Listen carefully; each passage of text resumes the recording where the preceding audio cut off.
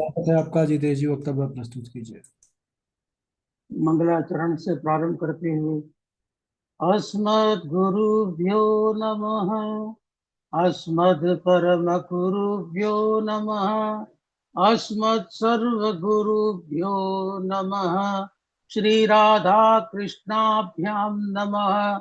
श्रीमते रामानुजाय नमः।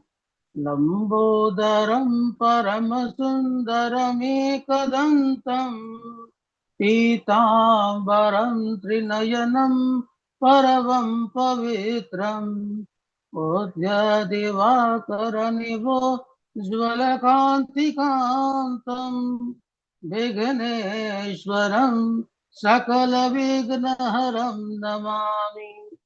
शरीरं स्वरूपं ततो वकलत्रं यशस्यारुचित्रं धनं मेरुतुल्यं मनश्चैर्नलग्नं श्रीगुरुरङ्घ्रिपद्मे ततः किं ततः किं ततः किं ततः किं नारायणं नमस्कृत्य नरं चैव नरोत्तमम् देवीं सरस्वतीं व्यासं ततो जयमुदीरयेत्।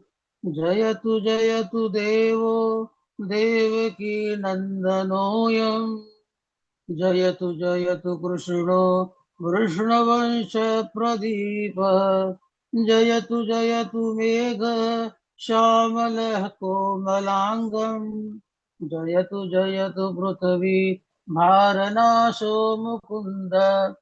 कृष्ण त्वदीयपदपङ्कजपञ्जरान्ते आद्यैव मे विशतु मानसराजहंस। प्राणप्रयाणसमये कफवातपित्तैः कण्ठावरोधनविधौ स्मरणं कुतस्ते। बर्हापीरं नटवरवपुः कर्णयोः कर्णिकारम् बिभ्रद्वासः कनककपिशं वैजयन्तीं च मालां। रन्ध्रान् वेणुरुरधरसुधया पूर्णयन् गोपवृन्दैः। वृन्दारण्यं स्वपदरमणं प्राविशद गीतकीर्तिः। करारविन्दे न पदारविन्दम् मुखारविन्दे विनिवेशयन्तम्। वटस्य पत्रतपुटे शयानम् बालं मुकुन्दं मनसा स्मरामि। रामाय रामभद्राय रामचन्द्राय वेदसे रघुनाथाय नाथाय सीतायापतये नमः। अञ्जनानन्दनं वीरं जानकी शोकनाशनं कपीशमक्षहन्तारं वन्दे लङ्काभयङ्करम्। मूकं करोति पङ्गुं लङ्घयते गिरिं यत्कृपातमहं वन्दे परमानन्दमाधवम्। भक्त भक्ति भगवंत गुरु चतुर्नाम वपुवेक। इनके पद वंदन किए नासत विघ्न अनेक। बोले वृंदावन बिहारी लाल की जय। श्री सुखदेव जी भगवान की जय। भागवत महापुराण की जय। अनंत कोटि ब्रह्मांड नायक अचिंत कल्याण गुणगण निधान सर्वेश्वर सर्वाधिपति अकारण करुणा वरुणालय कारण करुणा कारक सकल जन्य कल्य शापहारक अनंत कोटि कंधर्प दलन जटियान निर्गुण निराकार सगुण साकार जगदैक बंधु करुणैक सिंधु सच्चिदानंद नंद नंदन यशोदानंदन वृद्ध नंदन तथा उनकी हलादवी शक्ति राधा रमण बाधाहरण वृषभानुनंदनी इनके युगल चरणार बिंदु में दास का बारंबार प्रणाम। समुपस्थित भगवत भक्त भागवत कथा अनुरागी सज्जनों, भक्ति में मातृशक्ति भगिनी भांडे। प्रभु की अपार कृपा करुणा से हम परमहंसों की संहिता सप्ताह भागवत सप्ताह पारायण की तैयारी करते हुए वक्तव्य देते हुए राम देशिक प्रशिक्षण केंद्र से श्रीमद् भागवत महापुराण की परमहंसों की संहिताओं को कथा के रूप में कैसे वर्णन करते हैं उसका वक्तव्य प्रस्तुत करते हुए सभी के भीतर विराजमान उस परमात्मा को प्रणाम करती। सिया राम मैं सब जग जानी, करहूं प्रणाम जोर जुग पानी। आइए संकीर्तन करते हैं। माधव मोहन देवकी नंदन कृष्ण मुरारी हरे हरे। माधव मोहन देवकी नंदन कृष्ण मुरारी हरे हरे। माधव मोहन देवकी नंदन कृष्ण मुरारी हरे हरे। मुरलीधर है रास बिहारी जय गिरिधारी हरे हरे। मुरलीधर है रास बिहारी जय गिरिधारी हरे हरे। माधव मोहन देवकी नंदन कृष्ण मुरारी हरे हरे। प्रमेय भाव से मिलकर बोलो, प्रेम भाव से मिलकर बोलो, जय श्री राधे जय जय श्याम। प्रेम भाव से मिलकर बोलो, जय श्री राधे जय जय श्याम। प्रेम भाव से मिलकर बोलो, जय श्री राधे जय जय श्याम। भज मन जय राधे गोविंद, जप लो राधे राधे नाम। भज मन जय राधे गोविंद, जप लो राधे राधे नाम। भज मन जय राधे गोविंद, जप लो राधे राधे नाम। सिर पर मोर मुकुट पीतांबर, मुरलीधर मेरे नंदलाल। सिर पर मोर मुकुट पीतांबर, मुरलीधर मेरे नंदलाल। सिर पर मोर मुकुट पीतांबर, मुरलीधर मेरे नंदलाल। उनको प्यारी राधा रानी, उनको प्यारी राधा रानी, प्यारी के गिरधर गोपाल। उनको प्यारी राधा रानी, प्यारी के गिरधर गोपाल। माधव मोहन देवकी नंदन कृष्ण मुरारी हरे हरे। माधव मोहन देवकी नंदन कृष्ण मुरारी हरे हरे। जाकर वृंदावन बस जाऊं, मिल जाओ हे नंद लाल। जाकर वृंदावन बस जाऊं, मिल जाए वो नंद लाल। भज मन राधे राधे माधव, जप लो राधे राधे नाम। जप लो राधे राधे माधव, जप लो राधे राधे नाम। जय जय राधे जय जय श्याम,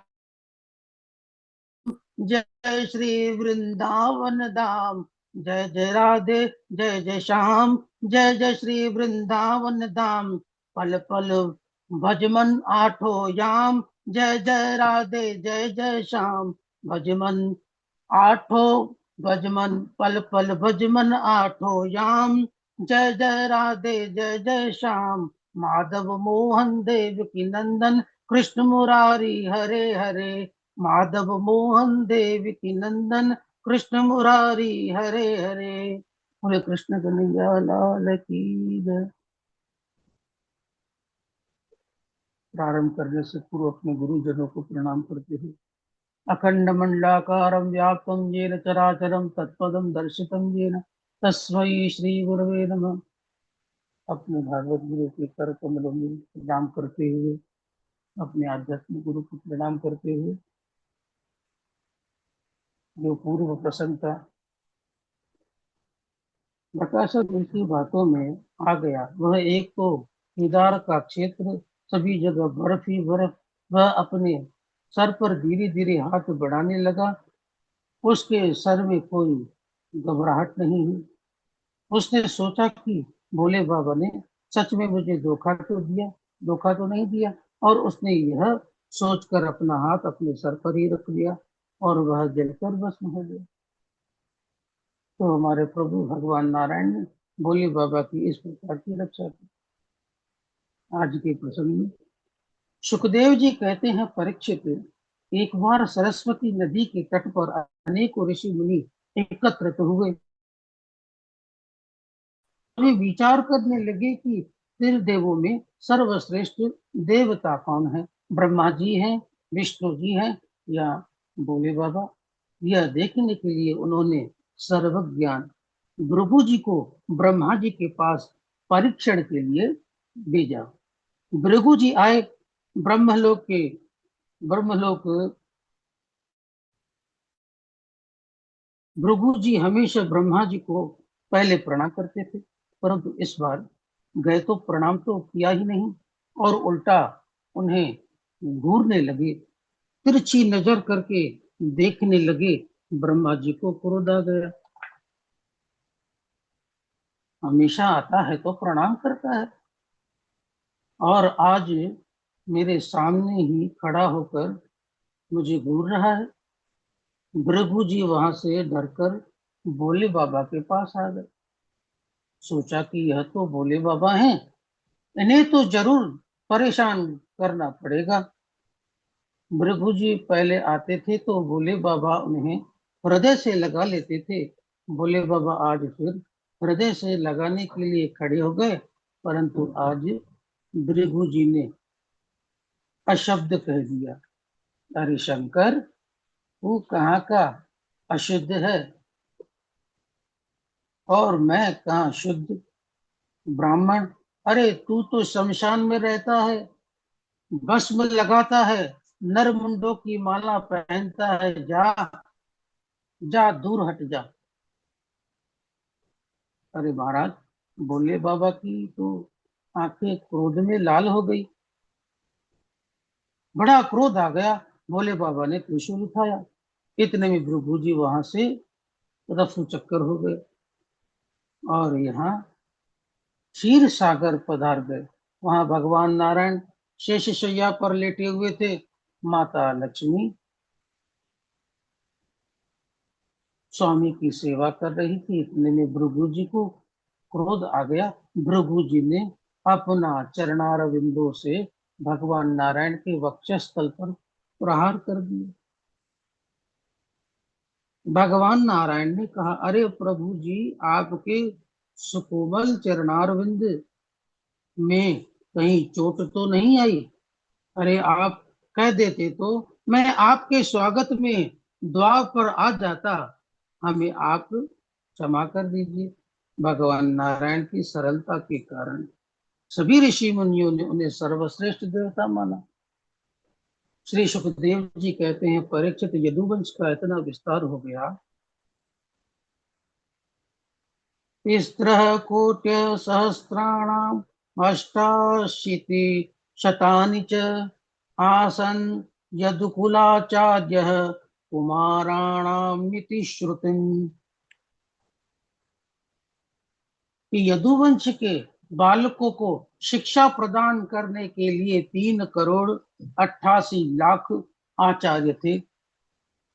भगवान श्री कृष्ण ने पृथ्वी पर इतने बड़े भार को देखा तो उसके विनाश का विचार करने लगे। भगवान ने ऐसी माया चलाई कि उस समय पिंडारक क्षेत्र में विश्वामित्र, अस्ति, कणव, दुर्वासा आदि अनेकों ऋषि निवास कर रहे थे। एक दिन यदुवंश के उद्दंड कुमारों ने सांब को साड़ी पहनाई और स्त्री बना दिया और पेट में बहुत से कपड़े बांध दिया कि लगना चाहिए कि यह गर्भवती है, और उस स्त्री को ऋषि के पास ले आए और वह भी सबसे क्रोधी ऋषि दुर्वासा के पास। कुमारों ने कहा, मुनिवर, कृपया आप यह बता दीजिए कि इस स्त्री के उदर में जो गर्भ है वो यह बता दीजिए कि पुत्री होगी या पुत्र होगा। दुर्वासा ऋषि ने कहा, ठीक है, अभी बताते हैं। उन्होंने जैसा ही ध्यान लगाया तो समझ गए कि यह उद्दंड कुमार है। उन्हें क्रोध आ गया। उन्होंने कहा, जनिष्यति वो मंदा मुसलम कुलनाशनम, कि हाँ, इसके उदर में गर्भ है, इसके उदर में गर्भ है, परंतु इसे ना पुत्र होगा ना पुत्री होगी। इसको एक मुसल होगा जो यदुवंश का नाश कर देगा। जब बालकों ने कपड़ा निकाला तो सच में वह मुसल निकला। उन कुमारों ने यह सोचा, उग्रसेन को दे दी। उग्रसेन ने उसे कुचलवाया और समुद्र में फेंक दिया। वहां चूरा लहरों के द्वारा किनारे में आ गया और एकत्रित होकर एरका नामक घास के रूप में उत्पन्न हो गया। और वह जो लोहे का टुकड़ा था उसे एक बड़ी मछली ने निगल लिया। और वह जो मछली थी तो वह भी मछुआरों ने पकड़ लिया। और जब उसे काटा तो वह लोहा निकला। उसे व्याधराज ने लिया और अपने बाण में लगा दिया। एक बार देवर्षि नारद द्वारिका में आए। वसुदेव जी ने उनका स्वागत सत्कार किया और भगवान और भागवत धर्म के बारे में प्रश्न पूछा। देवर्षि नारद ने कहा, वसुदेव जी, मैं आपको एक इतिहास सुनाता हूँ। यदु और नव योगेश्वरों का संवाद। नारद जी ने कहा, वासुदेव जी, मैं आपको इस विषय में एक इतिहास सुनाता हूँ जो विदेह राज्य नीमि और योगेश्वर के मध्य का संवाद है। एक बार विदेह राज्य नीमि यज्ञ कर रहे थे। उस समय उनके यज्ञ में स्वच्छंद रूप से विचरण करने वाले कवि हरि, अंतरिक्ष, प्रद्युम्न, पिपलियान, अविरहोत्र, द्रुमिल और करभाजन नामक 9 योगेश्वर पधारे। निमि ने उनका स्वागत सत्कार किया और उनसे प्रश्न किया कि मनुष्य के आत्यांतिक कल्याण का परम साधन क्या है? भागवत धर्म इसे कहते हैं। मुझे आप भागवत धर्म का उपदेश दीजिए। भगवान श्री कृष्ण प्रसन्न हो जाते। अंजनः पुंसां विदुषां विद्धि भागवतान हितान। भगवान ने अपनी प्राप्ति का जो सरलतम उपाय बताया है उसे ही भागवत धर्म कहते हैं। इस भागवत धर्म का पालन करने वाले साधक भगवान नारायण की निष्काम भक्ति करनी चाहिए। और साधना में कोई त्रुटि भी हो जाए तो उस साधक का पतन नहीं होता। वह भागवत धर्म है। कायेन वाचा मनसेन्द्रियैर्वा बुद्ध्यात्मना मनुश्रुति स्वभावात् करोमि यद्यत् सकलं परस्मै नारायणायेति समर्पयेत्। शरीर, मन, वाणी, इंद्रिय तथा बुद्धि के द्वारा मनुष्य अपने स्वभाव से जो भी कर्म करे वह भगवान के चरणों में समर्पित कर दें। यही है निष्काम भक्ति और यही भागवत धर्म भी है। विदेहराज नीमि ने फिर प्रश्न किया कि भक्तों के क्या लक्षण है, कैसा स्वभाव, व्यवहार और आचरण होना चाहिए। अब दूसरे योगेश्वर हरि नाम वाले कहते हैं, सर्वभूतेषु यः पश्येत् भगवद्भावमात्मनः भूतानि भगवत्यातेनेश भागवतोत्तमः। राजन, जो सभी के प्रति भगवत भाव रखता है, सभी में समान भाव रखता है, वह भगवान का उत्तम भक्त है। जो ईश्वर से प्रेम करता है और भगवान के भक्तों में मैत्री भाव रखता है, दुखी अज्ञानियों पर कृपा करता है और भगवान से द्वेष करने वालों से उपेक्षा करता हो, तो वह मध्यम कोटि का भक्त है। और तीसरा, जो मूर्तियों की पूजा तो करता है परंतु भगवान के जो भक्त हैं, संत आदि हैं, तो उनकी सेवा नहीं करता, वह साधारण कोटि का भक्त है। अब फिर पुनः विदेह राजनीति प्रश्न करते हैं कि मुनिवर, जो यह माया है, तो यह बड़े बड़े माया वीरों को भी मोहित कर लेती है, तो इसका स्वरूप क्या है? अंतरिक्ष नाम के योगेश्वर कहते हैं, राजन, परमात्मा जिनके द्वारा पंचभूतों से देवता मनुष्य आदि की सृष्टि रचना करता है, जो इस जगत आदि जो इस जगत के आदि कारण बनते हैं,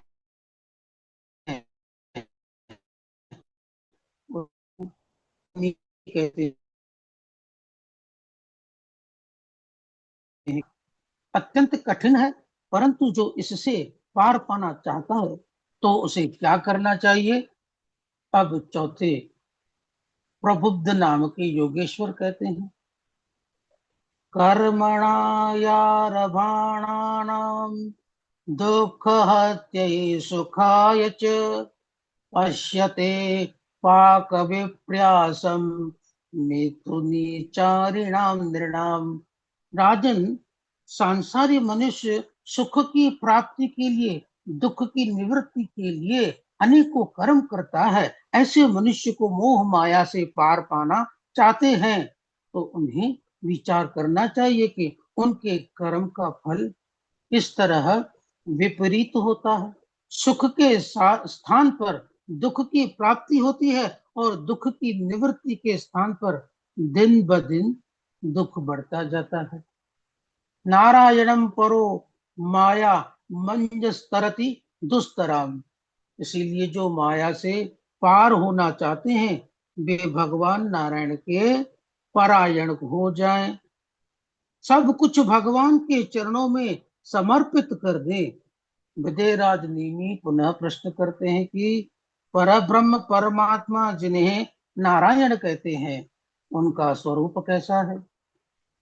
पांचवें पिपल्यान नाम के योगेश्वर कहते हैं, जिनसे इस जगत की सृष्टि उत्पत्ति पालन और संहार होता है, जो इस जगत के अभिन्न कारण हैं, जिनकी सत्ता से सत्ता मान होकर शरीर इंद्रिय प्राण और अंतःकरण अपना अपना कार्य करते हैं, वह परम वस्तु को नारायण कहते हैं।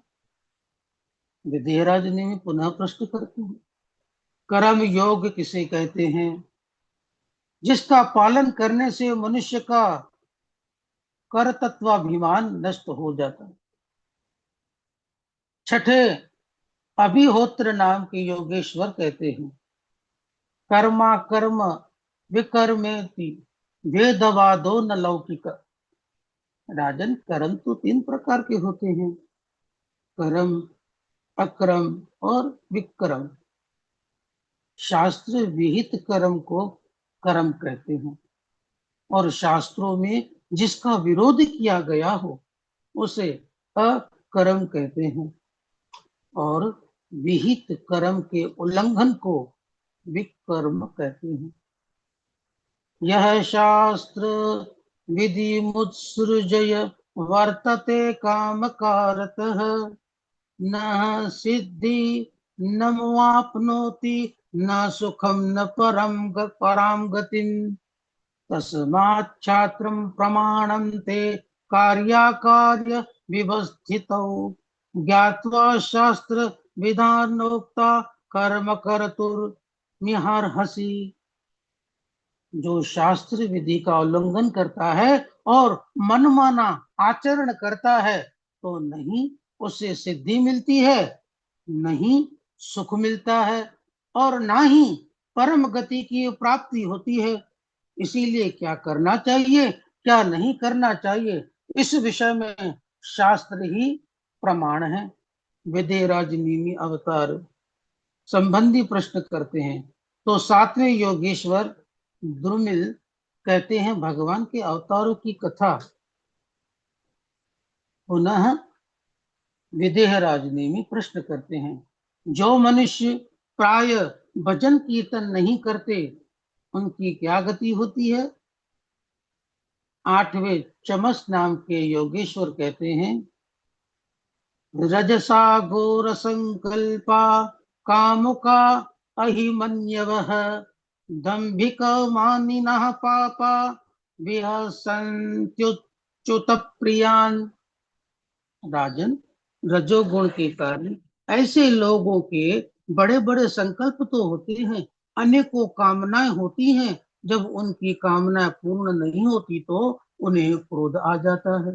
वह अत्यंत परिश्रम करके ग्रह, पुत्र, मित्र और धन के लिए अनेकों प्रयास करते हैं, परंतु अंत में उन सबको ना चाहते हुए भी उन्हें यह शरीर छोड़कर जाना पड़ता है। और ऐसे लोगों ना चाहने पर भी विवश होकर नरक में ही जाते हैं।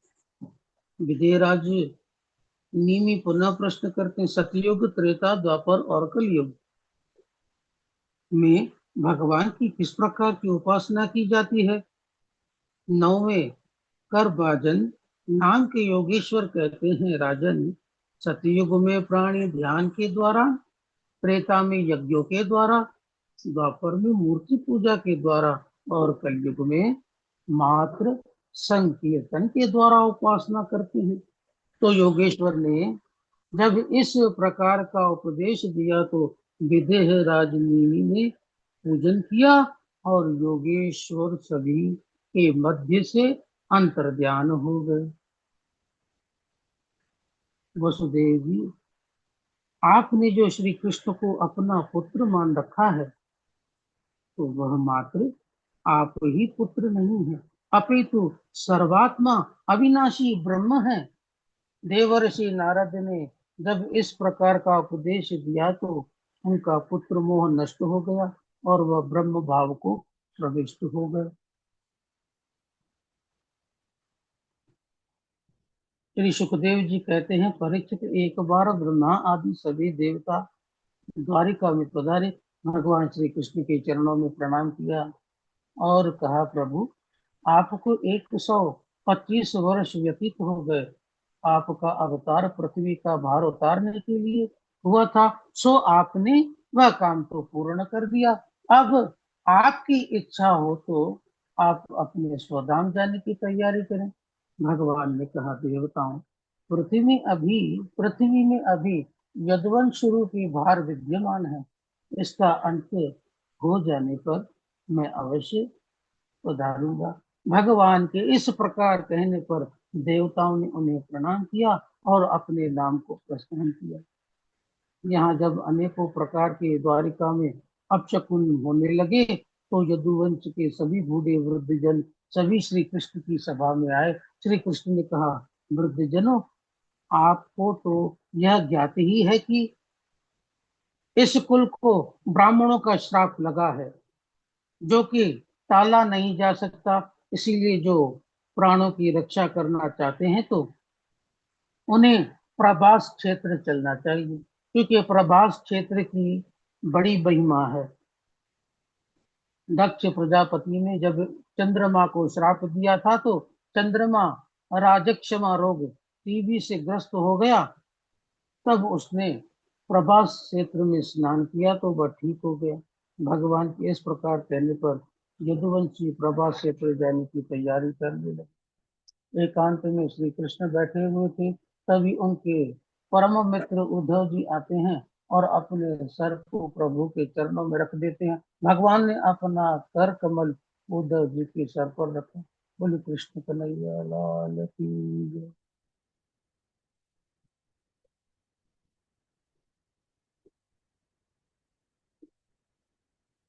ठीक है जितेश जी, बहुत बढ़िया। अच्छा, अद्भुत प्रसंग है, इसमें और थोड़ा सा चिंतन की आवश्यकता है।